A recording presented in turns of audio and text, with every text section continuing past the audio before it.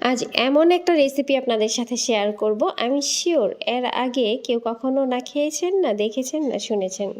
একদমই totally different একটা recipe, একদম নতুন এবং খুবই খুবই খুবই সুস্বাদু। তো আমরা আসলে গতানুগতিক যে খাবারগুলোতে অভ্যস্ত, তার বাইরে কিছু কখনো করতে চাই না, করতে যায়ও না।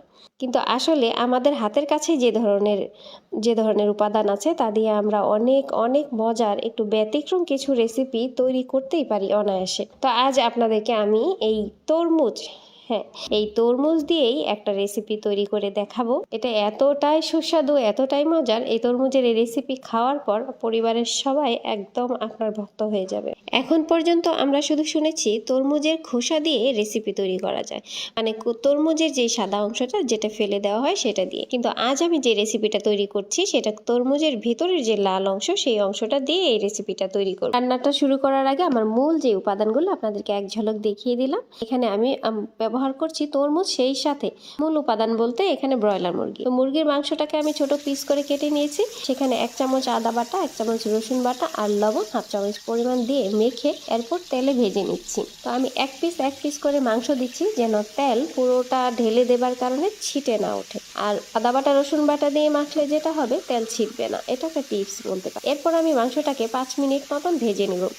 আসলে ব্রয়লার মুরগির মাংস যে কোনো রেসিপি তৈরি করতে আপনি মাংসটাকে একটু ভেজে নিলে সেটা স্বাদ বেড়ে যায় অনেক গুণ, এটা সবাই জানে। আর আমার তরমুজের রেসিপি এটা এতটাই উপকারী, তরমুজ বিক্রেতারা বেশি লাভের আশায় অপরিপক্ক তরমুজও বাজারে বিক্রি করছেন, যেটা বাসায় কিনে আনার পর কাটলে দেখা যাচ্ছে ভিতরে সাদা এবং সেটা খাওয়া যাচ্ছে না, তারপর ফেলে দিতে হচ্ছে। আমি আজকে যে রেসিপিটা দেখাচ্ছি, এই রেসিপি তৈরি করতে আপনার একদম লালচে পাকা তরমুজ লাগবে এমন নয়। আপনি সেই তরমুজগুলো এভাবে তৈরি করতে পারেন। একেতে আপনার অপচয় হবে না, দ্বিতীয়ত একটা এত মজার রেসিপি আপনি নিজে তৈরি করতে পারছেন যে রেসিপিটা খাওয়ার পর ঘরের প্রত্যেকটা মানুষ আপনার ফ্যান হয়ে যাবে। তো আমি আমার রেসিপিতে বাকি যে উপাদানগুলো একে একে দেওয়া শুরু করেছি। এখানে আমি দেশি রসুন 3টা পরিমাণ কোয়া ছাড়িয়ে নিয়েছি, খোসা ছাড়ানো। আস্ত কোয়াগুলো দিয়ে দিলাম। আর সেই সাথে 1 কাপ পরিমাণ পেঁয়াজ কুচি, ঠিক পেঁয়াজ কুচি নয়, পেঁয়াজটাকে আমি কিউব সাইজ করে কেটে নিয়েছি। 1 কাপ পরিমাণ পেঁয়াজ দেবার পর এখানে দিয়েছি শুকনা মরিচ 5 থেকে 6টি। তো এরপর আমি এখানে দিয়ে দিচ্ছি কালো গোলমরিচ গুঁড়া 1 চামচের 4 ভাগের 1 ভাগ। ঠিক গুঁড়া করে নিয়ে এটা ছেঁচনিতে ছেঁচে আধা ভাঙা করে নিয়েছি। আর হলুদ গুঁড়া আধা চামচ, মরিচ গুঁড়া আধা চামচ, ধনিয়া গুঁড়া 1 চামচ প্রায়, আর সেই সঙ্গে লবণ স্বাদ মতো। আগে আমার 1/2 চামচ লবণ দেওয়া ছিল, এখন আরও 1/2 চামচ দিয়ে নিলাম।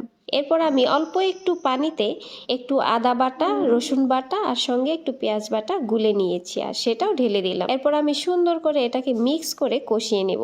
বলা ভালো, আমি এই রেসিপিতে আর কোনো প্রকার পানি অ্যাড করব না। তা আমি আমার সমস্ত ইনগ্রিডিয়েন্ট প্রায় দিয়েই ফেলেছি। এখন বাকি আছে শুধু তরমুজ আর সেই সাথে লাস্ট কিছু, সেটা পরে দেখাচ্ছি। তো এখন আমি এই মশলাগুলো দেওয়ার পর খুব ভালোভাবে কষিয়ে নিচ্ছি, একদম তেল উপরে উঠে আসা পর্যন্ত কষিয়ে নিলাম। কষানো হয়ে গেলে এর উপর দিয়ে দিলাম সেই আমার কাঙ্ক্ষিত তরমুজগুলোকে আমি একটু বড় সাইজ করে, বড় সাইজের করে কেটে নিয়েছি। দেখতেই পাচ্ছেন এই তরমুজ কিন্তু একদম গলে যাবে না, দেখতে অনেকটা টমেটোর মতো লাগবে, কিন্তু খুব সুন্দর কালারফুল এবং এত সুস্বাদু একটা রেসিপি হবে যেটা বলার বাইরে। আপনি অবশ্যই আজই এটা তৈরি করে খাবেন এবং খেয়ে আমাকে জানাবেন যে কেমন হয়েছে এই রেসিপিটা।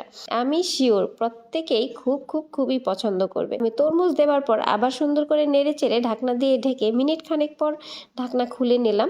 এখন তরমুজ কিছুটা নরম হয়ে এসেছে, তা আমি আবার নেড়ে চেড়ে ঢাকনা দিয়ে ঢেকে দেব।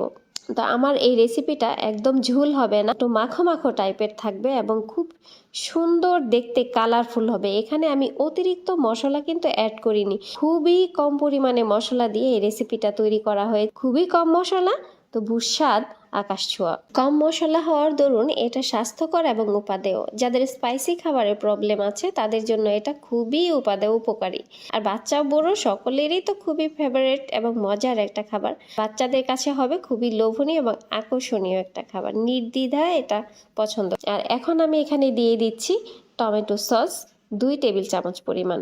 টমেটো সসটা দেওয়ার পর আবার একটু নেড়ে চেড়ে মিশিয়ে নিচ্ছে। এ পর্যায়ে আমার রান্না প্রায় শেষের দিকে।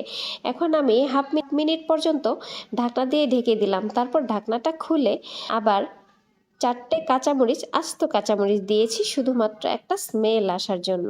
তো কাঁচামরিচ দেওয়ার পর আমি ঢাকনাটা ঢেকে 30 সেকেন্ড পর চুলাটা বন্ধ করে দিলাম। আমার রান্না অলরেডি শেষ, এখন আমি চুলা বন্ধ করে দিয়ে সার্ভ করে নিচ্ছি আপনাদেরকে দেখার সুবিধার্থে। দেখুন আমার রেসিপিটা এত জুসি, এত কালারফুল, এত সুন্দর, আর কি যে মজার সেটা না খেলে বুঝতেই পারবেন না। তো আমার রেসিপি পারফেক্টলি ডান, দেখতেই পাচ্ছেন কতটা সুন্দর লাগছে দেখতে। আর এমন একটা রেসিপি বাচ্চা থেকে বুড়ো সকলেই খুবই মজা করে খাবে, খুবই পছন্দের হবে আশা করি। তা আমি একটু নেড়ে দেখিয়ে দিচ্ছি, চামচ দিয়ে একটু নেড়ে চেড়ে দেখিয়ে দিচ্ছি এটা কতটা পারফেক্ট হয়েছে। অবশ্যই এভাবে বাসায় তৈরি করে খাবেন। আর আমার রেসিপিটা যদি ভালো লাগে তাহলে অবশ্যই আমার পেজটাকে ফলো দেবেন, লাইক কমেন্ট শেয়ার করবেন এবং পরবর্তী ভিডিও পেতে আমাদের সাথেই থাকুন। এতক্ষণ ধৈর্য ধরে আমার সাথে থাকার জন্য সবাইকে অসংখ্য অসংখ্য ধন্যবাদ। ভালো থাকবেন সবাই, খোদা হাফেজ, আসসালামু আলাইকুম।